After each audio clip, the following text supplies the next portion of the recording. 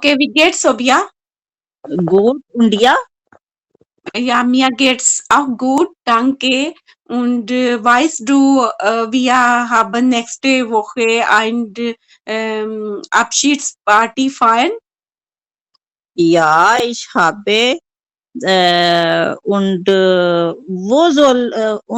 soll das Fest stattfinden? Ich denke, können wir diese Abschiedsparty machen, unsere Schule? Was denkst du? Nein, wir gehen zum Schluss. Zum Schluss ist sehr langweilig. Wir gehen dreimal mit unserer Schülerin gehen, so ich denke sehr langweilig. Aber Fluss war besser oder nichts? Was denkst du? Ja, natürlich, Fluss ist besser, aber im Schule nicht. Okay. Und welche Essen und Getränke brauchen wir? Hast du eine Idee? Ja, ich bringe mit Kartoffelsalat und Nudelsalat und mit Cola. Und was du mitbringen? Es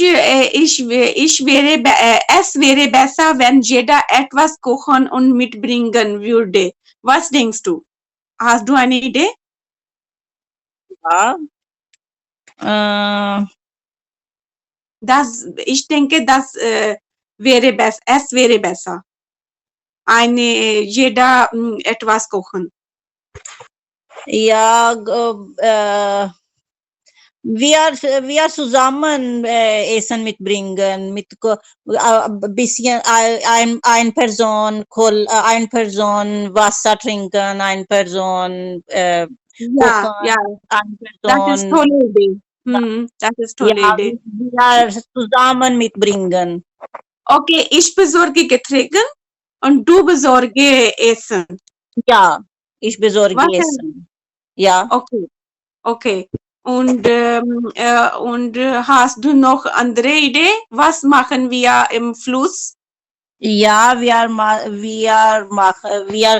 zusammen Party machen, wir tanzen und Musik hören. Und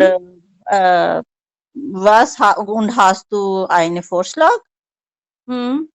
Ja, ich meine, ja, das ist eine gute, tolle Idee.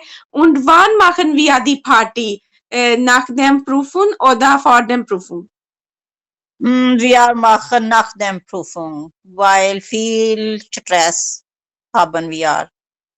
Prüfung. Ja, das ist gut. Das ist du richtig gesagt. Es wäre besser, wenn machen wir Party nach der Prüfung.